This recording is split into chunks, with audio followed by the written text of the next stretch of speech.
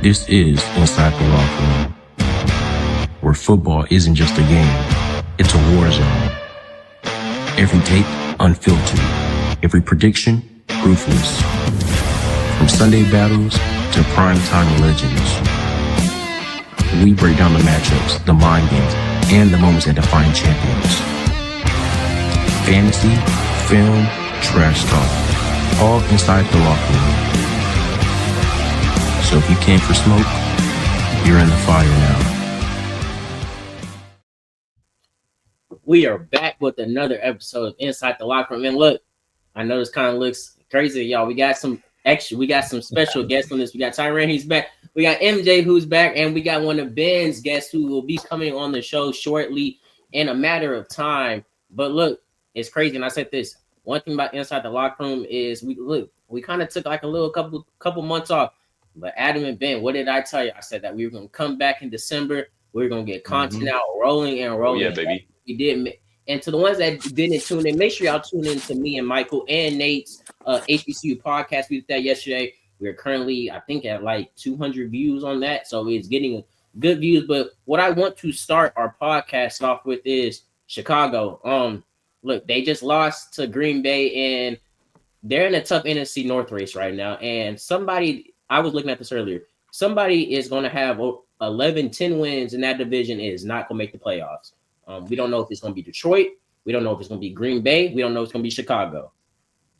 MJ, I want to start with you. Man, what are your thoughts on that? Do you think Chicago drops out the playoffs? I honestly, I don't think so. I don't think so. Looking at the rest of the games they have the Browns. On paper, that's a win unless Shedeur Sanders shows up. Next game, they got the Packers. The Bears are just 1 4th down away from winning that game. So it's not like they got blown out by the Packers or got exposed. It was a really good game. It was just at the end of the game, it came down to a 4th down, and Caleb Williams just threw an interception. That was it. In my personal opinion, I think they're still in contention to win a division. Then they got the 49ers on Sunday night. That's going to be a defensive game, so I don't see that going past 30 for neither team, to be honest. So I think that's a winnable game because, in my personal opinion, I know this is a hot take as well, but the 49ers are fraudulent. Look at their schedule. Look at their schedule. I'm serious. You know, that's going to make happen. Didn't Brock Purdy throw like 3 interceptions to, the Panthers? Exactly. Look at their schedule, and they're 8-4. Granted, they did what they did with Mac Jones. But realistically speaking, I don't see them as a threat in the playoffs. I think of them as one and done. And then that last game for the Bears is a divisional game. So my personal opinion, I think this week the Bears game, basically all 4 of these games are must-win games. But if you want to keep the Lions out of the playoffs, you need to beat Cleveland, for the 49ers, and the Lions if you want to keep the Lions out of the playoff picture. Because right now, the Lions on the outside looking and scratching and clawing. And you saw that against us last Thursday night, unfortunately, when they beat us. But that's a topic for another day. I hate Matt Eberflus. Look, I'm gonna say this. I'm gonna say this really quick, low key, before I pass it off to Tyrant. Look, I'm kind of rooting for Chicago. If all goes wrong with the Cowboys, and we're going to talk about the Cowboys in the playoff picture in a bit, but low-key, as much as I want to see Caleb Williams succeed, man, I need Detroit, I need Chicago to lose these games. Look, MJ, you made a great point when you said Chicago's schedule, but look, I'm looking at this. Obviously, on paper, they're supposed to be Cleveland, unless, like you said before, Shedeur goes AWOL and goes and is on time. Look, perfect timing. But I'm looking at the schedule, and you play the Packers, the 49ers, and the Lions. And yes, the 49ers, a lot of people say they are fraudulent. I don't think they're the best team in the NFC West, like some people would debate. But I do say this. At times, they can be a pretty good team. Look, and you never know. You never know with Brock Purdy. You could catch him slipping one day, and he can throw for 4 touchdowns on you just with that system that they run with Kyle Shanahan. So I'm going to say this. The Bears, I can see it's the Packers, the 49ers, and the Lions. That's a tough road to close the schedule. Close the season. I can just see Chicago going 0 for 3. And maybe it doesn't happen. but it's very possible with the remaining schedule. And even with Detroit, for on Detroit side of the ball, this is why I need Detroit to kind of look for Detroit. I need them to lose to the Rams. Chill. I need them to lose to the Rams. I'm not putting. I need them to lose to the Steelers. The Steelers, honestly, to me, are the most mediocre team. At times they look mid, and at times they look like probably a top team in the NFL. I don't have any trust in the Vikings, but then you got to beat Chicago on week 18. So we need a lot to happen, and we're going to talk about it in a bit. But Tyron, what's your thoughts on it? Do you think Chicago makes the playoffs? I think they do sneak it in. Honestly, I think for their last 4 games they go 2-2. I do think they lose to the Lions in the last game of the season, but I think they get some help when the Vikings play the Lions a little earlier in the season. The Lions kind of scare me, bro, because when they play my Lions, I judge a lot of teams based off how they play my Giants. If you have a close game with my Giants, bro, it's a little skeptical to me. It kind of works with the Eagles, the Chargers, and it's working with the Lions right now. So I worry about them heading into the playoffs is all I say. Packers are good for the division. That's a tough game for them, but I think they can win the other 3, honestly. Adam, what's your thoughts on this? I was just trying to look at the Packers' remaining schedule. It's probably going to come down to that game in Chicago, Packers against the Bears. The Bears do have, I think, a little bit tougher schedule. Yeah, especially if you get, the Ravens winning this week and then they're still alive. That could be a tough game in Week 17 versus the Packers. Let's see, Week 18. Then you got the Vikings, so they're probably going to win that last game against the Vikings. But right now, the Packers are slightly in the driver's seat, but tiebreaker can still go either way. It's really going to be a dogfight. I like to say that they'll limp into the playoffs in that 7 seed because that's what I had going into the preseason too.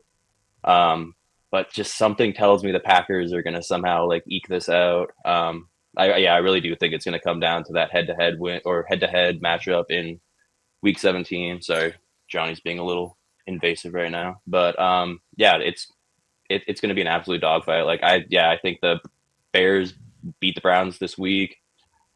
The I think they should win at home. The Packers won at home against the Bears, the Bears beat the Packers at home, and the Bears should win again, but it's going to be tough. And then the 49ers, they're still going to probably have something to play for seeding.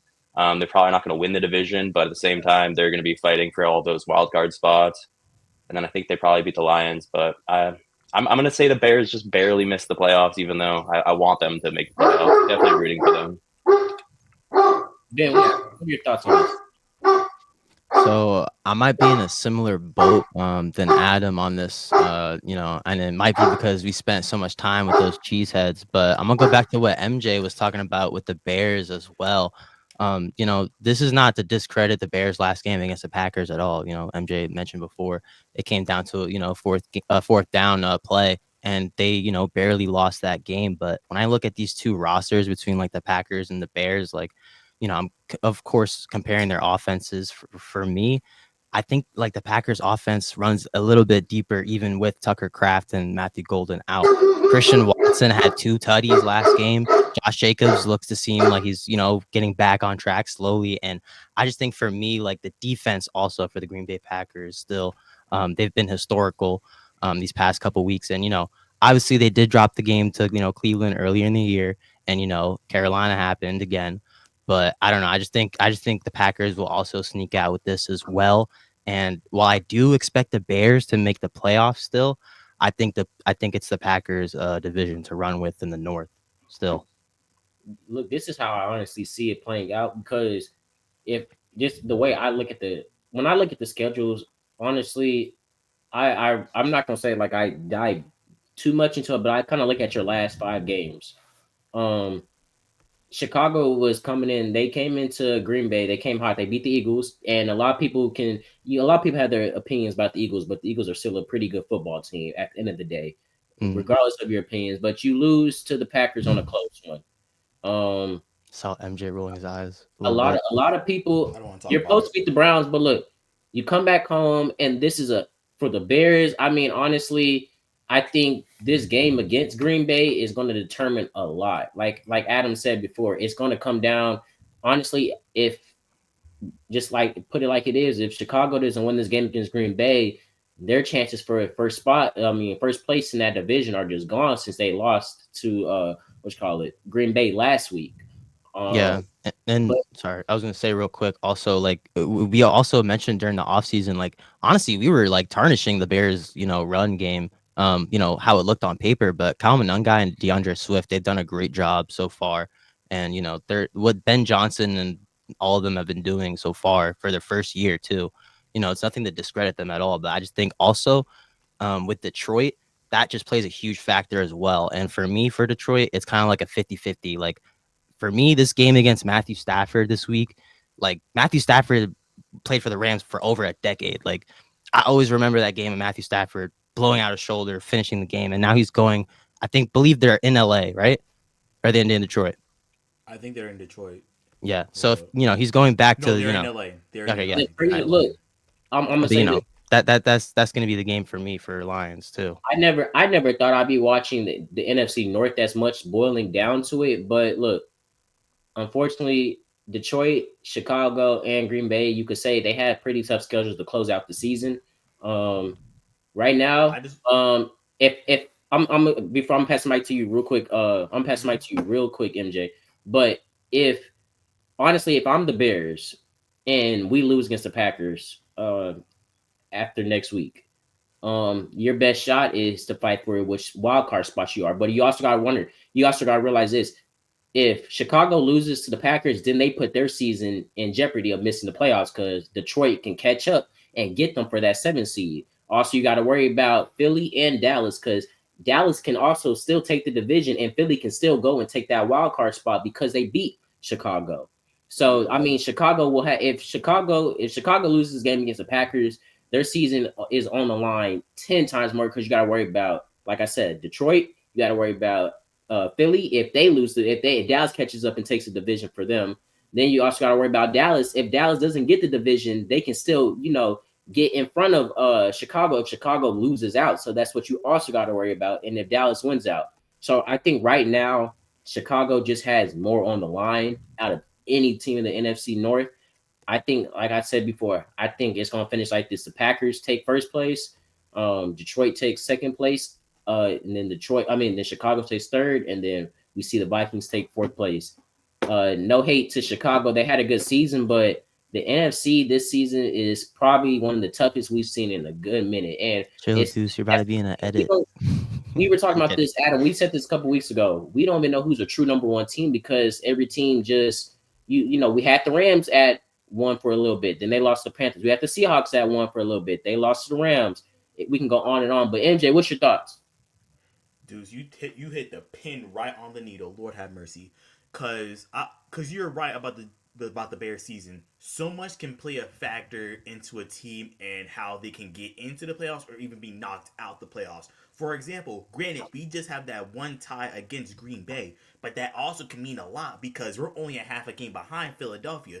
And granted, we don't even need to win a division just to make the playoffs. We need just the dominoes to fall in the right order just for us to make the playoffs. We need San Fran to lose out. We need the Lions to at least lose 2 more games. In addition, we need the Bears to lose as well. We need to win out. That's it. So much can play a part into how a team gets into playoffs, and I like it. I like it honestly because not only in the NFC don't want to change the topic or anything, but the AFC is wide open as well. We really don't have a true number one in the NFL this year, and it's one of those seasons whereas you don't know where it's going. You don't know who's going to win the Super Bowl. We don't have a definitive juggernaut in any conference. It's not like we have a true number one, like one we can actually put every week. Okay, yeah, this team is number one. We don't have that, and I like that. I honestly like that because it creates a sense of urgency on teams. Like, oh, this is wide open.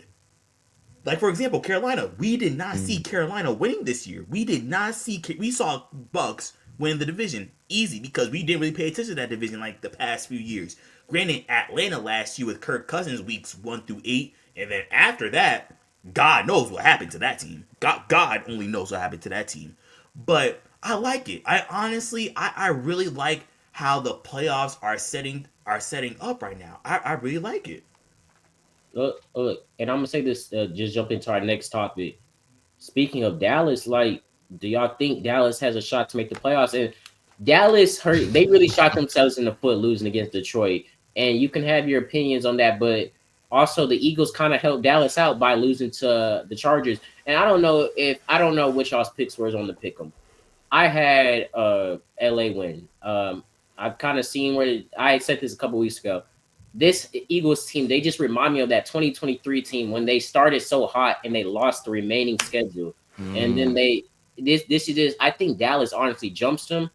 I said this before. We can speak on the odds all day. I've texted in our group chat about the odds, for let's call it for Dallas. I said this: Chicago, you can still get a wild card spot, even if with just help from Chicago losing out.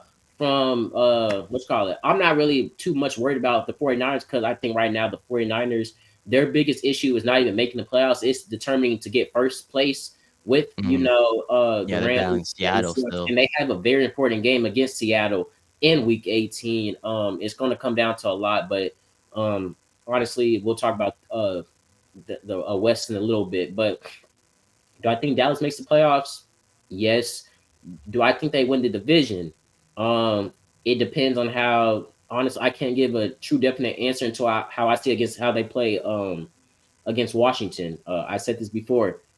Washington and Buffalo are the Dallas Cowboys' best odds for having what's called at a team beating for the Eagles or beating the Eagles. Honestly, those it's gonna come. Do I think the Raiders are gonna do it? No.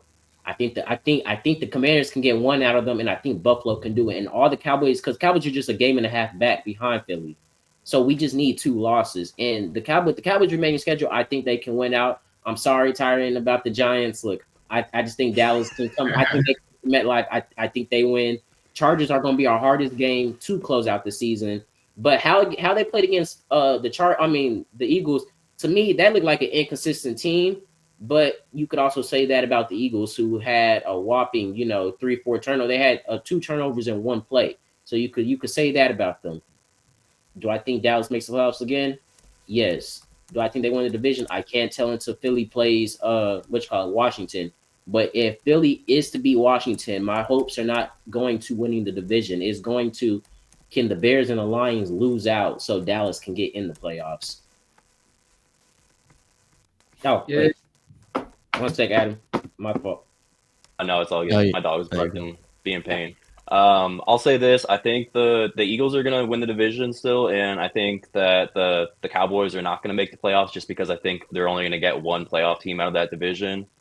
And it just boils down to the Eagles have 8 wins right now, and the Cowboys only have 6. Maybe if they won that game that was a tie, that'd be a big difference maker in the end. But I think they win this week. Although Vikings could give them a good test if Lamb's out, which I'm assuming he's going to be out. He's So I think it's he's I heard he a practiced recently. he's a full He's participant. in. back. Okay. He's in. So I mean, that's another bonus for them. And I think Javonte Williams is going to have a big game, so I think that's going to be the key factor in beating the Vikings. Chargers week 16. That's the big one. If they can win that one, then I think it's like a coin flip odds who's going to win the division between them and the Eagles, and who's going to get the one playoff spot out of the NFC East. They have to lose to the Commanders. They got to split one with Commanders and Buffalo. Buffalo has to step up, but I can't put my trust in Buffalo because Buffalo looks mid at sometimes. They look like very trash sometimes. And that's why I don't think it's going to happen. Just because I think the Eagles find a way to win both those games against the Commanders. Because I mean, we saw Jaden Daniels come back, and then he fell on his elbow again and almost seriously re-injured himself. So I think the Commanders' brass would be very, very silly to try to bring him back. So it's probably Marcus Mariota the rest of the way. I don't think that's that much of a hindrance, honestly, because Mariota's been playing pretty good. I think he could be a starting quarterback in the NFL next year, but that's a different discussion. So I think Philly's going to win. They're going to win both against the Commanders. I think they lose against the Bills. I think they beat the Raiders this week.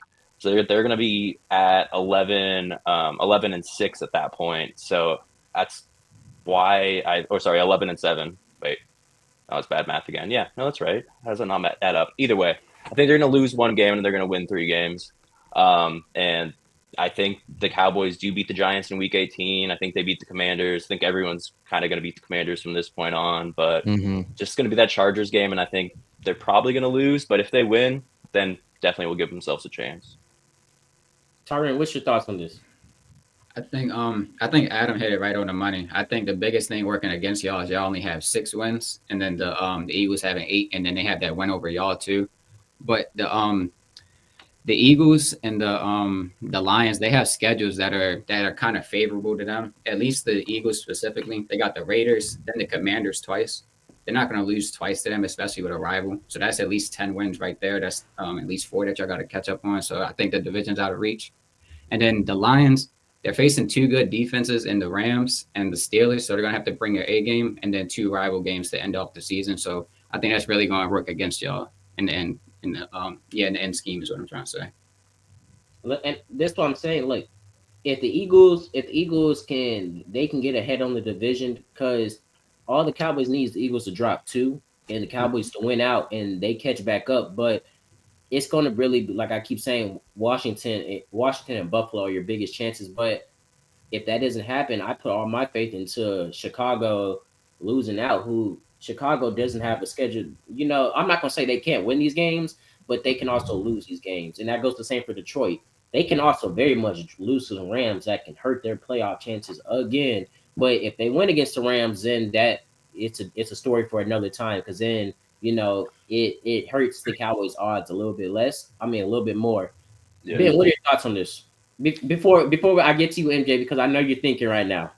No, I'm not thinking. I have a story for y'all. But Ben, go ahead. I have a story. I mean, I feel like we mostly agree that, you know, Dallas is not going to win the division. I mean, also, you know, the Giants are the Giants. Sorry. Your opinion. I mean, I'm just saying, man. But yeah, I mean, you know, their head coaching vicinity is going to be super attractive next year. I mean, you got Jackson Dart, a couple weapons out there for him, and, you know, Tracy's, you know, still running and you know, Scat, and of course, neighbors, come back, and neighbors. Yeah. Yo. Wan'Dale Robinson, don't forget how good he's been. Yo. Like, I think, like, real quick, like, what would y'all feel like? I mean, I think Belichick takes a look, yo. Y'all know he trying to come back to the NFL. I don't know if that relationship, you know, is still beefing after all these years, but I mean, hey, if Bill wants to make a comeback, that's his best shot right there. Or even Gruden. He did the Giants, no less. That would be wild if he went to the Giants. That's the only reason I can't see it, because of the Giants. I think he started on the Giants, if I'm not mistaken, bro. Yeah, no, he used to be a part of their staff. Yep. Right. Yeah, he was an assistant with the Giants early on. Was it Jets was his first job? Yep. I think Jets was his first job. Yeah. Mm-hmm. I wouldn't say Gruden though. I would Jets say are Gruden. involved in. I would say more. Gruden seems happy at Barstool Sports. Exactly. Yeah. But not going. He's got his bread buttered. Yeah, but not going back to Dallas. Like, you know, we talked about it last week. You know, with them, you know, fleecing Pittsburgh for George Pickens because Pittsburgh didn't know how to dial up plays for him. And, you know, I guess DK Metcalf finally went off last week. I think it was like the first time Rodgers had over like 230 passing yards or something like that for this year. Since week 6. And they haven't had like a completion over 20 yards, and then they had like multiple within a few drives. Yeah. So, you know, obviously Dallas is using Pickens way better. He's a top 5 receiver this year, as we mentioned from last week. But top 2. I just think also, I mean, I sent it to MJ earlier. We saw, you know, Schottenheimer in a freaking shiesty. Like, I don't know. First we saw Dak in a shiesty. Now we're seeing Schottenheimer in a shiesty. I don't know what Dallas is trying to do, but I don't know, MJ. It didn't work last time. So quit playing. Hey, don't matter. Quit playing with Shoddy though. Quit playing with Shoddy. Yeah, but Eagles got this division wrapped up, in my opinion. But in comparing, you know, AFC and NFC, you know, we did say the AFC was a little bit more open. Like, I'm giving the Ravens honestly a better chance than like the Cowboys. Look, and I'm maybe the Cowboys would make the playoffs in the AFC. Yeah. You know, and like maybe even the Bengals. Because think about this, guys. What if the Bengals beat Baltimore this week at home, and then they just keep winning? I have the Bengals winning. Baltimore needs a couple more wins still, but I still don't think the AFC North is that much, you know, wrapped up either. Let me tell y'all this real quick. You know what's crazy with the AFC North? It's crazy how we said the Steelers were going to be mid, and they were going to finish at that 9-8, 8-9, and they're on track to finish at that record. I swear John Harbaugh and Mike Tomlin are keeping each other employed at this point. Like, I don't know if you guys saw that graphic with their like records, but it's almost like dead even after like over 10 years. Like, Man, Pittsburgh has a schedule that they can very much well lose. You got to play. I think you got to play. Hold on, let me check. I know you got to play Baltimore one more time. You got the Ravens, the Yeah. Dolphins. I see the Lions. I think Pittsburgh takes care of Miami easily, even though Miami is on a 3-game win streak. 6 You know and Pittsburgh winning, 7. but I don't know about easily. I want to say this before I get to my point. It all depends on The- A-Chain. Exactly. Yeah. And Waddle is also banged up. They were 2 and 7. Now they're 6 and 7. Just pointing that out. They've had a great turnaround, and notice how also it happened after Tyreek Hill left. That's all I'm gonna say. And the firing of the GM. That too. But yeah, I mean, another story that we obviously have to get to also in this AFC side of things is, guys, AFC South. The Colts, we obviously saw Daniel Jones go down last week, tearing his Achilles. We literally said before they played, we said we don't think he should play. We said Daniel Jones does not need to play. What happened? Thank you. Thank you. And Wait. Adam, he's probably going to be out for a good amount for next season too, right?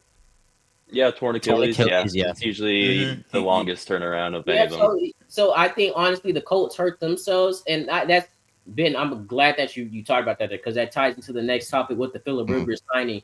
Yep. Do y'all think that signing is going to help the Colts? Because I don't. Honestly, I think Jacksonville takes his division. This is Jacksonville's to lose. Colts. Yeah, I honestly I really like Houston's chances. Their defense has been lights out like past couple of weeks, and sometimes CJ impressive. Stroud has been on like a roller coaster of a ride, especially this season. But like when talking about the Colts, at the end of the day, this is an NFL veteran quarterback, and I'm gonna give my props to my boy Craig, who could be coming shortly or maybe not, but I do wanted to like point out his point as well. When Flacco went from the Browns to the Bengals, like everybody laughed. Everybody was like, what are the Bengals doing? Like we didn't know what they were drawing up, but obviously it's a lot different of a situation compared to Flacco, Rivers. Rivers hasn't played since 2020 or 2021, I believe. So he's been in the league for a long time. But the cool part about this is, I don't know if you guys saw, but it's been all over, online. But Phillip Rivers was running his, Colts offense still that he was still running last time he left the league with his son in high school. Yeah. So he's been running this offense since he left the league. So I guess he just needed an excuse to come off the couch. But if Unc could somehow upset Seattle this Sunday, that would. I know Adam definitely doesn't want to see that. But I mean, hey, if Sam Darnold does some Sam Darnold things, and JT runs a couple routes, I don't know. And they still have Pierce. Alec Pierce is still a good option for me in my opinion. Michael Pittman's still doing his part. So the Colts aren't completely stir fried in my opinion. Obviously, just all depends on Phil Rivers' health, and we all know, all the reporters and analysts have been mentioning his feet being the thing that would be going first, and we all know what happened to Aaron Rodgers. But we just hope Phillip just goes out there on Sunday, balls out. He's going to be playing for the first time in a long time, and if he throws that first touchdown, man, it's going to feel different. I'm not going to lie. Dadgummit. I love Phillip Rivers more than most people, just the competitive spirit that he's always brought. And he gets in people's faces without swearing. Like, he's never sworn on the football field. Apparently that's some random stat about him. But he talks so much trash, but somehow just does not actually swear. But I mean, it's kind of just bad timing for him to be able to be playing the Seahawks, who have allowed the second least amount of points in the league this year, and then also scored the second most. So and the Seahawks also run the ball the most as well. So if we run it like 50% of the time. So if we can just control the ball on offense, it's going to be really, really tough sledding for the Colts and Phillip Rivers. I mean, imagine playing your first game in 4 years, being 44 years old, and then facing the second best or maybe arguably the best defense. Yeah, one of the top defenses in the league, and are still hungry to win because, I mean, every game counts. The crazy part is you could have 11 wins and maybe end up as the 6 or 7 seed as an NFC West team this year. The Rams. Seahawks got screwed last year in the playoffs. Yeah, with 10 wins, exactly. It came to that head-to-head win with the Rams, And of course, the schedule makers like did it the exact same, where the Seahawks have to play the Rams and the 49ers. So it's like the division could go anywhere. Any of those three teams could end up the 1 seed or the 7 seed, which is like absolutely mind blowing. But as far as who I think is going to win the AFC South, if we're jumping into that topic right now, Jaguars are my favorite. They get the Jets this week. They're currently in the driver's seat right now too. The Broncos is going to be the big tough test, but it's two of the teams that like to turn over the ball the most on defense, so that's going to be a really fun game to watch. Maybe not fun if you just like offense. And then they got at Colts. They also have 3 games at home remaining. And the Titans they got at home, so that's kind of a shoo-in to end the season. And to me, I got to throw Liam Cohen in the mix. He deserves Coach of the Year consideration because I expected the Jaguars are one of my team. Yes, he does. They were one of my teams that like they're going to take that next step forward, but I did not think they were going to win the division. I had Texans as a shoo-in in the preseason. Before I even knew how good of a defense, I just assumed CJ Stroud, they were like a more complete team. But let's see. Yeah, I expected the lead, not anywhere the size. And yeah, the coach deserves all the credit because sometimes you see good players and they need the coaching too. Like Trevor Lawrence is a number 1 overall pick, and it's took until he's had Liam Cohen as a coach to actually like realize his potential. And I think the most impressive thing for Trevor Lawrence is the fact that he hasn't had Travis Hunter for multiple weeks now. As soon as he broke out, he lost him. But shout out to the front office getting Jacoby Myers, who has now become the wide receiver 1 for Trevor Lawrence and the Jaguars. And Brian Thomas Jr. Crazy season last year. I don't know what's happened this year, but he has shown some resurgence recently. So if he can round into form as well, I really like the Jaguars odds. But yeah, anyone else wants to talk, I can talk a little bit about the Texans' remaining schedule in the Colts, but give someone else a turn. Y'all got any thoughts about who's going to win the South? Do you guys think that Unc can like turn this around? Like I got 3 points I need to make real quick. It's gonna be a short 30-second story about the Philadelphia. I don't need to go back. He had to fit in his Jalen Hurts somewhere, man. 30 seconds. 30 seconds. All I need. All I need is 30 seconds. All I need is 30 seconds. I just want to go back to y'all. A few seasons ago, they started off 10-1, ended up losing and going 10-6, and finishing in the wild card against the Bucks. That's all I'm gonna say. I know y'all remember that season. All right, and now to this season with Phil Rivers, Unc. Bring back the pocket passer. I have been saying this for the longest time. I am tired of all. You know what? I'm not tired.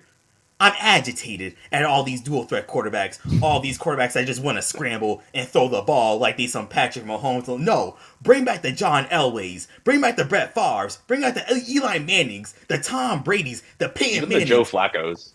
Even the Joe. He's still doing it. He's still doing it. God bless the name. And here we have Unc, man. When I see Phil Rivers throw for a touchdown to Alec Pierce on a 64-yarder, we're going to be back. Man, take me back to my childhood, to Tony Romo throwing for over 400 yards a game. Man, take me back to that. Man, I'm happy that Unc is back and he found that fire. Unfortunately, he won't be able to spend time with his family for the holidays, but that's neither here or there. But hey, Phillip Rivers is back. When I saw that they were training him, like, Anthony Richardson is physically blind, or they just don't want to use, bro. It can't be one or the other. Cam Newton even. You could have called Cam Newton, for the love of God. Tom Brady's gonna throw it in there. Come on. Tom Brady's looking at his helmet right now, like, you know that Spider-Man meme, that Green Goblin, like Tom Brady is looking at his helmet like he's like, let me break Peyton's passing yard record real quick. Come on. Yeah. So basically, what I honestly for the South, I think I'm gonna go Houston, because Houston is still more the complete team. They still had that defense that held Patrick to 10 points on Sunday night. Which shout out to Aziz and Petrie for that defense. Oh my gosh, that hits the Petrie hit on Rashee Rice. God. But I think because Nico Collins, they still have Nico Collins, they still have CJ Stroud. Offensive line is still a little bit shaky, but DeMeco Ryans is getting the men right. He's getting them right, and he still deserves his respect. I believe that Jaguars coach, he's still going to be in contention for Coach of the Year, just like the Indianapolis coaches. I like this for the AFC South because we always thought ever since Andrew Luck, Deshaun Watson out of his prime, we all thought that they were just gonna be going downhill. I like this out of the AFC South. I like the competitive nature. I like the competitive spirit coming out of the AFC North. I mean, not AFC North, AFC South with C.J. Stroud, Trevor Fraudulent Lawrence, sound my homeboy Jaren, who's a Jaguars fan. Whoa! He's not a fraud anymore. We'll see. 4 games. We'll see. We'll see. I mean, he about to torch my Jets this week, so So that's where it's at. Like it's like if he beats the Jets and is able to beat old man Phillip Rivers or whoever's playing quarterback in Week 17 for the Colts, and he beats the Titans, he can lose to the Broncos. Then the Jaguars are sitting there with 11 wins, and at that point, it's like Texans got to play the Cards. They're probably winning that this week. Raiders probably going to win that. Chargers, that's 50-50, and then you got the Colts in Week 18. So that's where I think it just favors the Jaguars because they don't have as much head-to-head games against the division remaining. Yeah. But I would like to say before we get to the next point about the Texans, like they've shown they battle because last year if we were to see last year between Houston and Kansas City last year, because we saw that in the postseason and we saw how that went down. Houston controlled it for the first and second quarter. Then you just see out of the blue, Devil Magic Patrick Mahomes come out the Wilbergs and go crazy in the third and fourth quarter. We saw that, but this past Sunday night was different. It was different because the defense controlled the game to start to finish. There was not really too many miscues on defense. It was a lot of miscues on offense, but the defense made up for it. So I think this is a really different Houston defense because, mind you, after the last loss they had, correct me if I'm wrong, was against the Broncos. They were 3-5 at that time. 5 straight wins. 5. And mostly in helping with the defense. So I believe that the defense is a championship caliber defense, in my personal opinion.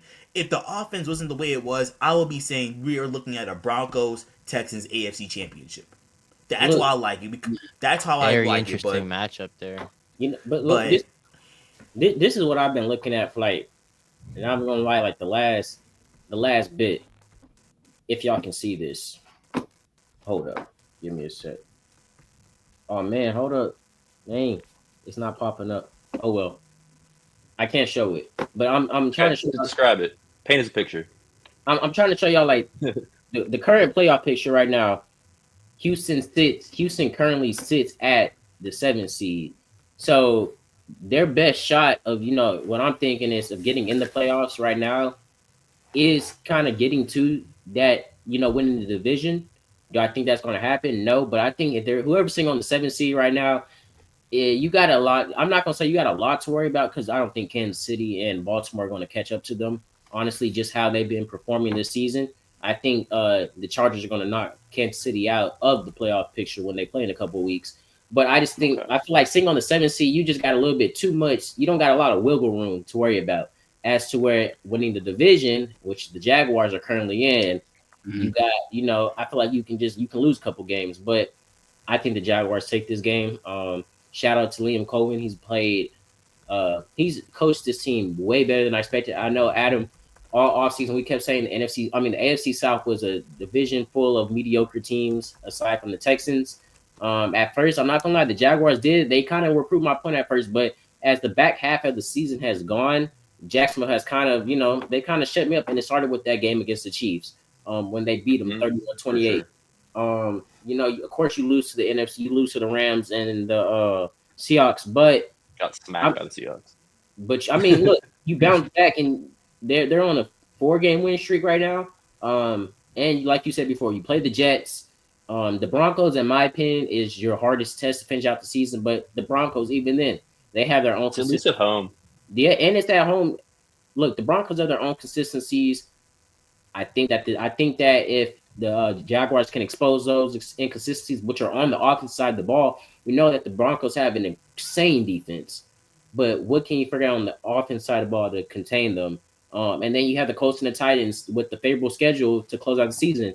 The Colts, honestly, a lot of people can hype up the Phillip Rivers signing. I feel like it's just a mirror of when Cam Newton re-signed with the Panthers a couple years ago.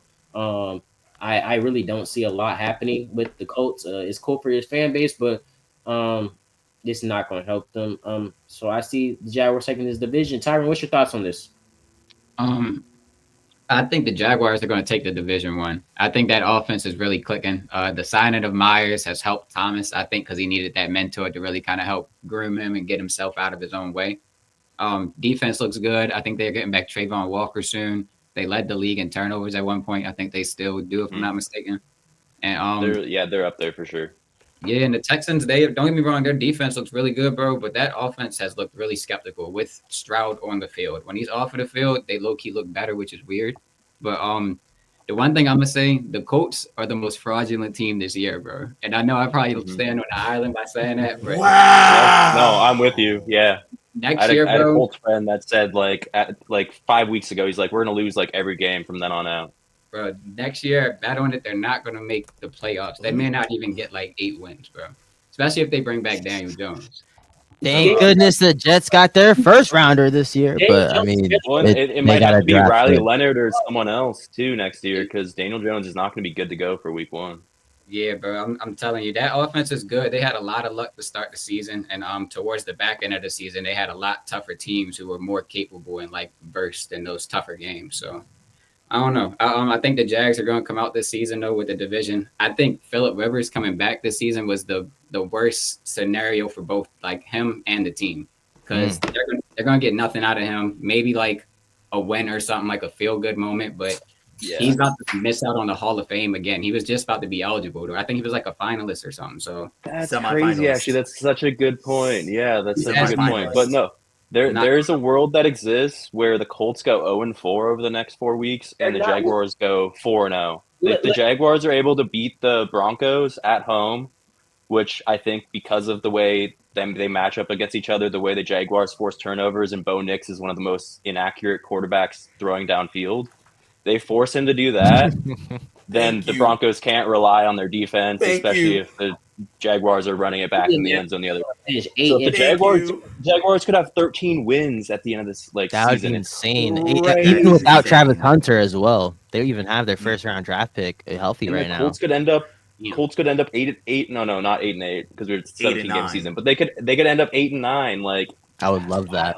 I would like to make a point. I ain't gonna lie. I was just looking at the Colts schedule. They're not winning. They're not winning. The Colts are not winning. Crap. Oh my God. That's what I'm saying. It's Seahawks, 49ers, Jaguars, Texans. They have been playing in my face the entire season. I'm thinking the Colts are Super Bowl bound. I put them at 1. I put them at 1 in the power rankings 1 week too, and then I immediately regretted it. The best thing that happened to them is Daniel Jones getting injured, bro. Look, just for a better pick, you're saying? They don't even have the picks. Though. The Colts don't even have picks with it. So New York got their pick this year. Look, that's right. Because the Sauce Gardner trade. So listen to this: the Sauce Gardner trade gave the Jets the Colts first round this year, and then the Quinn Williams trade gave them Dallas's first for next year. So Jets have first round picks, 2 first round picks both this year and next year. And if Indy goes 0-4, like we said. I mean, I'm not even going to talk about this because we know the Jets can't draft. Just look, let me tell you this. This is how I see the division. The 2027 class is looking nasty. The Jets could you could just throw like a dart at the board and they'll be all right. I don't know, man.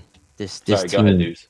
Honestly, this is how I see the division playing out. And I mean, look, Houston low-key does have the tiebreaker. If the season ended today, they would be over Jacksonville.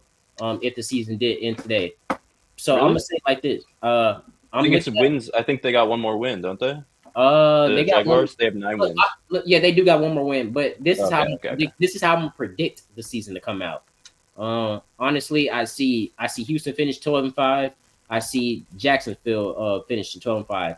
I see Indianapolis losing out, and I see Tennessee. They're not winning another game. Tennessee's getting the first pick again this year. And it's sad. It's sad for Tennessee. I will say that it's sad because Cam Ward is a dog.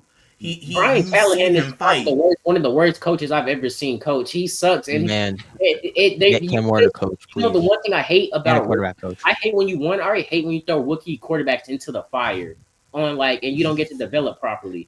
But that's what college is for. Shedeur going in the 5th round could have been an absolute blessing in disguise, honestly. Because now And if he balls out the next few weeks, like they might just try to build around him. Speaking of this, Shador outperformed Cam Ward, so that goes to say a lot. Like honestly, I think Cam Ward is not in a situation that's suited for him right now. His coaching staff is horrible. He has weapons, but honestly, with Cam Ward, with a player like that, DK. Yeah, but honestly, you have these little flashes and playmakers, but they need like that superstar. Like Tennessee just needs that superstar. Honestly, Tennessee right now I see Tennessee as you go there as that's the wide out, man. Well, I remember AJ would have stayed. Only they had AJ Brown. Yep. If only they had AJ Brown. Cam Ward is that's so true. So true. Yeah. Farm system that is Tennessee.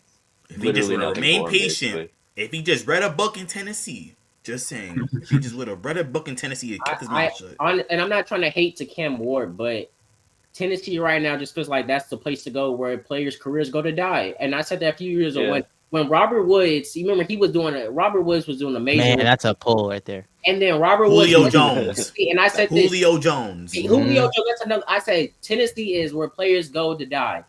Do I believe Tennessee's trying to change it around? Yes. But with the current coaching staff they have in place and ownership in place, they're not trying to win, yeah. I just want to defend Cam Ward and just the team a little bit. Like he is the most sacked quarterback in the league, just like Caleb Williams was a couple years ago. So if you give him an O-line and then those weapons, and honestly, like Tony Pollard last week, I don't know where he came from, but Tony Pollard proved he's a running back in the NFL again. And then I really like Tyjae Spears. Tyjae Spears is just like one of the most dangerous weapons in space in the league. And so like they have weapons, and Jeffrey Simmons is maybe one of the best defensive tackles as far as getting sacks and just doing everything in the interior. Yeah. So it's like they have pieces. They just need an O-line. And I mean, the Seahawks proved you get one good O-line in the first round. Like Gray's able, he can play multiple positions, but he's been locked in on one. It can improve your entire offensive line. Like there were multiple weeks where the Seahawks didn't allow pressures this entire season, and they were the worst offensive line last year. Like it can flip. It can flip. I don't mean to interrupt, but I like to go back to Buffalo a few years ago. Buffalo back in when Josh Allen started to develop as a quarterback, all you needed was just an O-line. Build off that O-line, then you're good. Josh Allen was able to fling the ball. This was before Stephon Diggs. This is when they lost in the wild card round to Houston, I think it was. This was the 100th season. This was the 100th season. Yeah, they lost to the Texans. Was that like 2019? Right. Say again? Was that like 2019? Was the 100th season 2019? 2020, because that was Pat Mahomes win his first bowl. That's when he won his first bowl. But that was the wild card round between that crazy Saturday game between Houston and Buffalo. If it showed then and there, you just build up your O-line. Yeah, that was the Josh Allen legacy game right there. You build up your O-line and you just go from there, like Adam said. You just need an O-line. Yeah, I think it's the same exact thing with the Browns. Even I mean, is the fancy gambling? We don't know, but I mean, Shador, he's the only rookie quarterback with 300 plus passing yards in any game. He's the only rookie to do that. Browns. So, I want to see Daniel Gabriel's 300 passing yard game. The Browns will be somebody show me that. The Browns he did things that Browns quarterbacks have never done since 1978. And that's great. We've been saying this all season. Look, we all knew Shador was the best quarterback for the Browns, and we've been saying that. Look, film don't lie. He was the best quarterback for the Saints. And the way he's also like handling these like media presses as well, like Shador, like how Michael's reacting. I was right now, but Michael will tell you when the Saints drafted Tyler Show over Shador, Michael's reaction to that was just so funny. And I'm not trying to give no hate to Tyler. Just saw me in the crowd, dude. Tyler Show has low-key been playing some decent ball for the Saints, and he's been showing flashes. So I can't give no hate to that. But look, let me say this about Shador. If the Browns had some more weapons, and they had better coaching, they'd be you poised Shador for success. The defense is already doing their thing. You got Myles Garrett. You got the current sack leader, possibly. Player of the year. You got Carson Schwarzenegger, who's going to be the player of the year. The Browns, as long as he doesn't get triple teamed every play like he did last week. That offense has flashes. Adam, you made a good pull with Harold Fannin Jr. all the way back in the offseason. He's been balling out. That's honestly been Shador's favorite weapon, and you can see the chemistry right there. Fantasy. So I was gonna say, like he's doing the right things. He's finding that safety blanket. So like he's already establishing the connection with like arguably their best weapon long term. And you got Judkins and Sampson, and not gonna lie, I did not like the Sampsons pick because you still had Jerome Ford on the on the roster at first, and I was like, he's a decent back, and you put him to running back 3. But look, I take that back. This Judkins and Dylan Sampson duo has been it worked. It's been the best running back duo. Honestly, it's the top running back duo in the league. You just gotta give these players time to develop. Give Shador a line. Give him some more receivers. Do I like Jerry Judy as a receiver? He's inconsistent at times. No, I don't. He's inconsistent, but he did catch one last week. A huge. Yeah, I was gonna say he works yarder. well for those scramble drills when Shador's got like people all around him, and then Jerry Judy is just like sinking out left, basically. A simple slang or slant route. That's all it is for Jerry Judy. And a few weeks ago, we even saw this. Jerry Judy was not being a leader to rookie Shador because he's over here talking at Shador like, bro, you should be talking to him. Like, you see, tell him what you see and then go from there. Yeah. You just see him bickering with Shador. Like, that ain't gonna help you. This. The Browns, they have the fourth overall pick if the season was to end today. And they also have Jacksonville's pick. So they have 2 first round picks that they can go into next year, and they have free agency space. Look, if I'm the Browns front office, Shador, look, get you an old lineman from down south and a wideout that's physical and they Gucci. Even though the season is, even though you started Shador late, I think Shador has kind of shown enough flashes, to say maybe we let him start at the beginning of the season. Let's kick it off. Honestly, the Browns, they can take, you have two first round picks. Do I think you should go out and draft like Fernando Mendoza from Indiana? No, because then I think that creates another situation with quarterbacks. But you can also go and draft, like Adam said, an O-line. You can go and draft another a wide receiver weapon. The running backs don't touch, but you can draft some weapons for Shador, and you can also draft to improve that defense. That defense has shown its flashes. I just said before, you have a defensive player of the year, Myles Garrett, who's going to break the record in sacks. Regardless. You have Carson Schwarzenegger, who is playing lights out, looks like the rookie of the year for defense rookie of the year. You have I like that almost sounded like Arnold Schwarzenegger right there. Then you have I wasn't the only one. I was like the little pronunciation off just was like golden, honestly, right there. Then look, you still have Mason Graham. That look, even though he hasn't shown the same flash as Carson Schwarzenegger, he went in the first round for a reason. And I would say this: you give rookies at least 1 to 3 years. You give them 1 to 3 years before you start to really judge how the career went. Like we say, Choco Charlton for the Cowboys. That's a player that should not have went in the first round. But I still think Mason Graham was the first. I think Mason Graham. That was a poll. The taco poll right there. Hey, I can never forget that pick because but y'all got Q now. I can never forget that pick because there were so much better players in that draft. Wait, so many! Oh. Hey, Tyron, what's your thoughts on this? Where were we? I know we were kind of rambling. Where were we at again? We were talking about Shador Sanders. With Shador Sanders, do you think he's poised to be the Browns quarterback for the future, or what do you think? What do you see the Browns franchise doing? No, he's definitely QB of the future. Honestly, I was kind of hurt when my Giants didn't draft him on draft night. When we traded back into the first round, bro, I literally was like, "You're doing all right. We're doing good. Don't get me wrong. I'm cool with it now. But on the night of, I literally dropped to my knees, bro. I'm like, this franchise fucking hates me. But I think everybody, and Michael will tell you, Michael was the same reaction when he said Tyler Show. Who's Tyler Show? He was like, we did okay, look, and I remember we were saying this in the group chat, because we all had him going to the Saints, I believe. We were like, Shador, he's not getting. Those are all of our final predictions. And we say, he's not gonna go to the Saints first round, but we said the second round, the Saints got him. The Saints need O line. I remember. We said the Saints need an O line. That's cool. And they went I forget. They said who'd they draft? Was it? Wasn't a book? No, Booker was Cowboys. Was right? It was T-Book baby. Yeah, why can I not remember it now? But yeah, they took a left tackle. Yeah, he was out of Alabama too, right? I just had it. I think it was out of Texas. Texas, yeah, it's Texas. Oh, Texas. Kelvin Banks Jr., baby. They took him. Kelvin Banks. Second round, we said, look, we said Shador's gonna go to the Saints second round, but boy, was he after the second round and he started to slip. We said, what is going on? We said something is off. And we was like, that's crazy because we said the Giants. We were surprised the Giants did not take them. And Miami could even pick them. Jackson Dart is a QB for the best thing to happen in my opinion for New York in terms of quarterbacks. But man, when I tell you, Shador should have not dropped past the second round, and it's starting to show. as much as Kevin Stefanski is starting to hold him back, you He's still see gambling. Shador with all them I flashes. want to make a point. I need to make a point about this. I need to get this off my chest. Go ahead, Be bro. gone, Kevin Stefanski. Facts. Get him out of here. Be gone.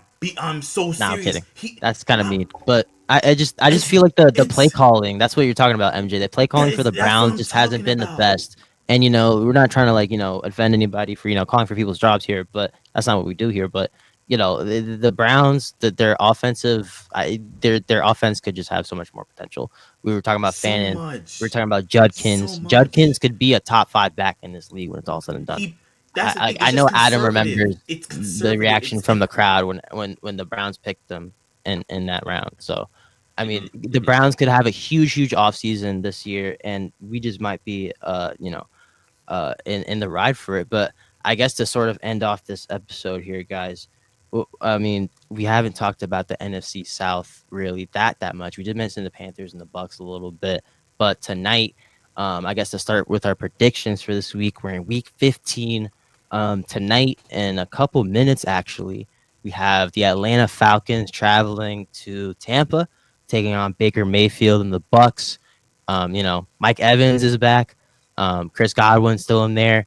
Egbuka, obviously the sensational rookie, is coming back after a slow Really game dropped off last though, week. sadly. Yeah, Yeah. last week he had only 2 catches, I believe. So this week I expect Egbuka to get going more tonight against Atlanta, and I guess to start things off for Week 15 talk in terms of games going off the line. Give me Tampa tonight. I could see them winning by a field goal. And then as far as the rest of the games here, let me just pull up my week 15. Obviously, Jaguars are going to beat the Jets. Real quick for the Jets, Brees Hall, please get off my team. You can't finish the game with 50 rushing yards when Devon A-Chain, right, left the game before halftime and still had double the rushing yardage than Brees Hall did. Brees Hall finished with the day with 43 rushing yards. I just don't think you can complain and just don't play. Next game, we got the Bears and the Browns. Obviously, we're all thinking Chicago wins, but if Shador somehow, goes off for another week, they could give Chicago's defense some trouble. Ravens and Bengals, that's going to be a toss-up for me as well. I do think the Bengals still have a chance, like we've said earlier in the episode, but give me the Ravens in that one. Chargers and Chiefs, give me the Chiefs. We saw last week with Justin Herbert and the Eagles game, y'all. The Chargers offensive line could not block a fly. Justin Herbert was running for his life after every play, and especially with that broken hand, I just don't, or not broken hand, Stiff but arm. that Stiff finger arm. that's bothering him. I just don't think that's going to be a good combination, especially with the fact that we're traveling to Arrowhead, and then the next game we have the Bills and the Patriots. That's going to be a big one. I do like Mike Vrabel's chances, honestly, to beat them again and surprisingly shock everybody in the league. Like, could we imagine if the Patriots, sweep the Bills? I honestly could see it. The Patriots I are got home 'em this too. time, so I just think it's going to come down to coaching versus coaching here, and hopefully Drake May could get the boys going. Another game here, and during Week 15, another divisional matchup: Commanders Giants. I like the Giants in this one. Jackson Dart, he's coming back, off of a game against the Patriots in Foxborough, where I think he wanted to do more a bit after his first game back from injury. So give me the Giants in that one. Raiders, Eagles. Give me the Eagles. Not much to really say there. Blame it on Geno. We'll keep it on the theme for that for the Raiders, I guess, for this week. He's Cardinals, doubtful too. Texans. Yeah, Cardinals, Texans. Give me the Texans. Not much to explain there, but Jacoby Brissett has quietly had a great season. I don't know if you guys have seen, Jacoby Brissett, what he's been doing, even in these losses, but he's thrown a He's got a touchdown in football almost in Canton now. yeah, Jacoby Brissett has quietly been balling out on a 3-10 Cardinals team, but obviously Arizona will probably finish with a top 6 pick, if not top 5 this year. And then for the 4 o'clock slate now starting, we have the Green Bay Packers traveling to Mile High in Denver. That's going to be an interesting game with the Sorry, I defenses, gotta of sign off. I course. have people arriving, but you guys All take it good, easy Adam. and have a great rest of the episode. Yes, sir, Adam. Thanks for joining us, Adam. Yeah, I mean, does anybody want to take over for the 4 o'clock games? Look, I'm gonna say this. I'm gonna say this really quick before I pass it back off. And I'm just gonna go over the before I take over for the 4 o'clock game. I'm just gonna give the ones I think that are important for the 12 o'clock game is my pick 'em. I think we all know that the Bucks will win, and if the Falcons somehow upset the Bucks, you can credit me on this one. I was wrong. But the next best one, I think That honestly, Hitler. a lot of people are high on the Bengals beating the Ravens, but look, the Bengals have nothing to play for. Their playoff chances are out the window with this loss from last week.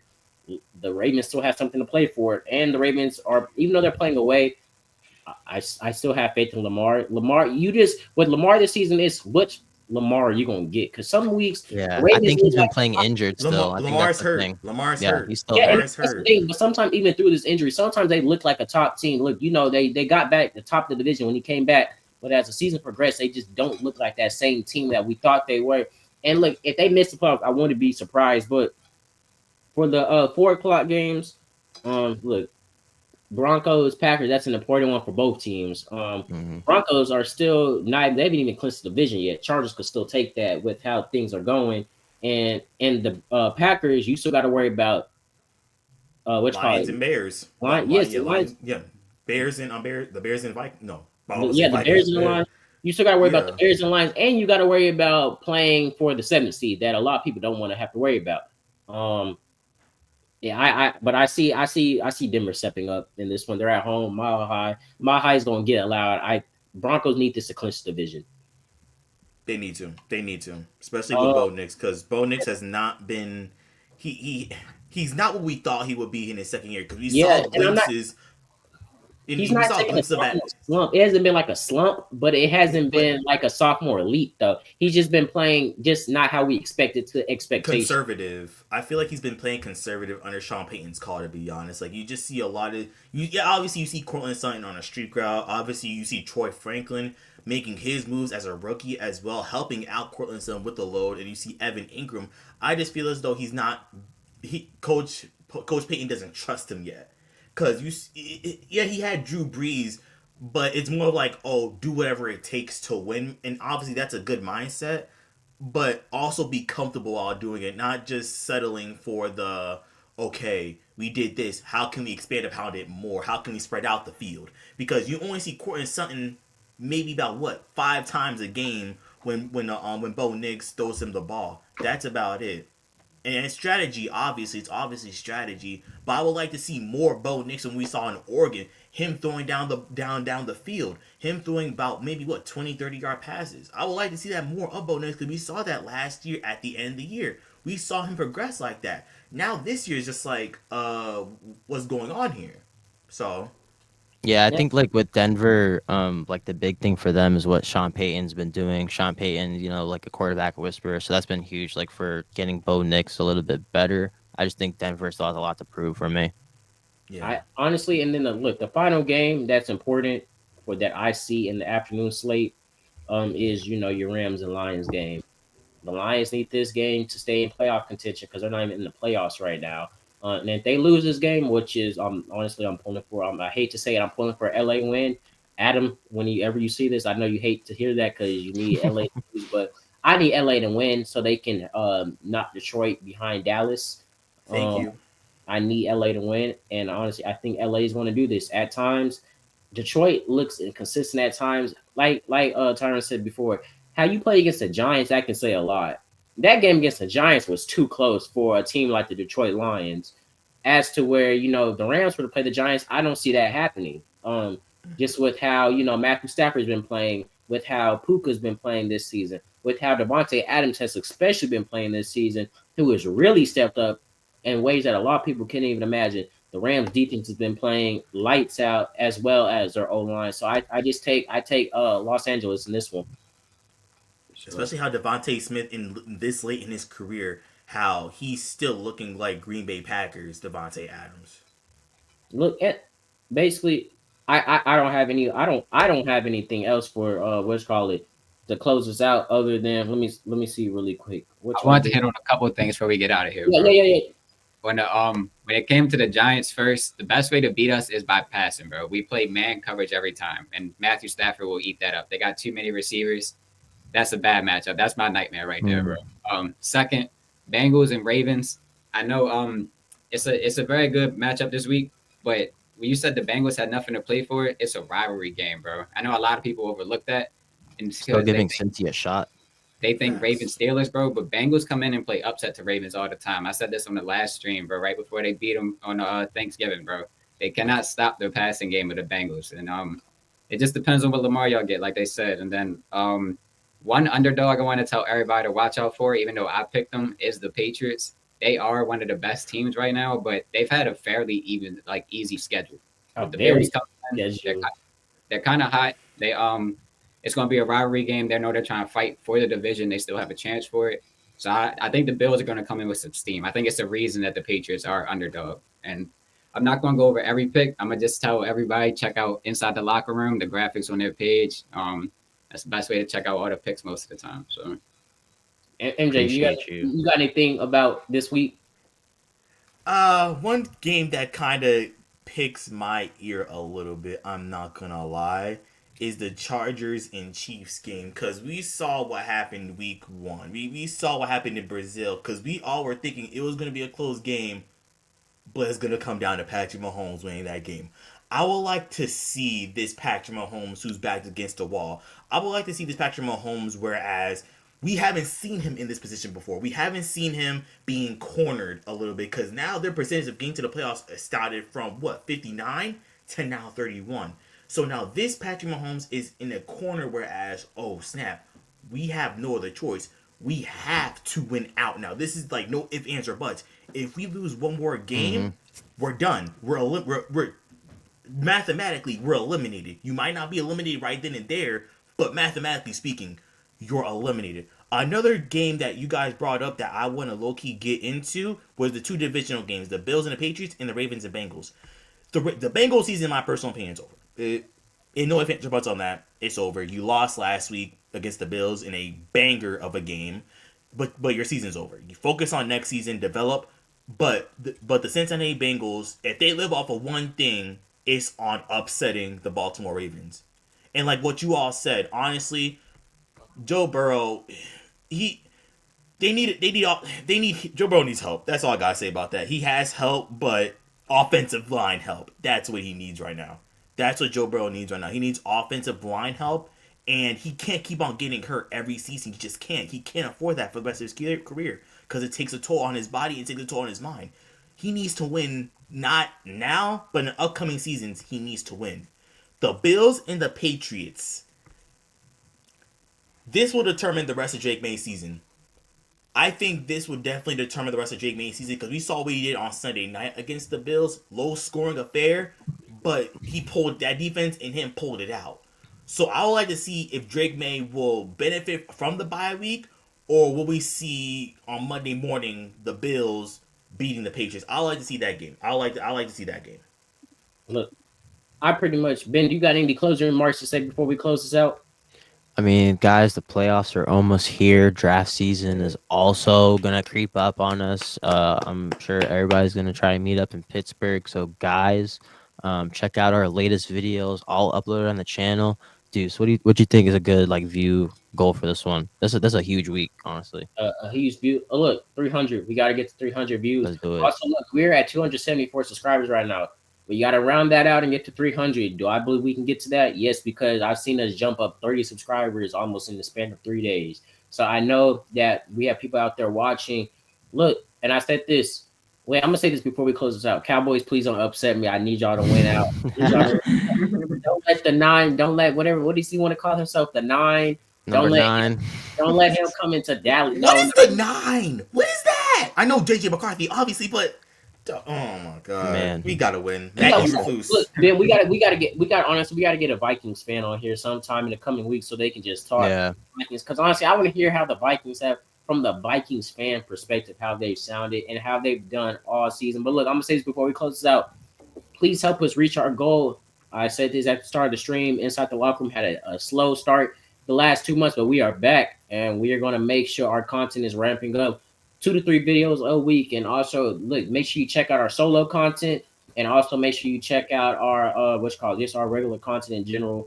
2 to 3 videos are dropping a week, and eventually we will have more content from each of our co-hosts dropping. Also, make sure you stay tuned, because we have collabs all December. I don't think there's going to be one stream where we don't have a special guest on. So just get used to us having a bunch of guests on for the month of December and January to go at that.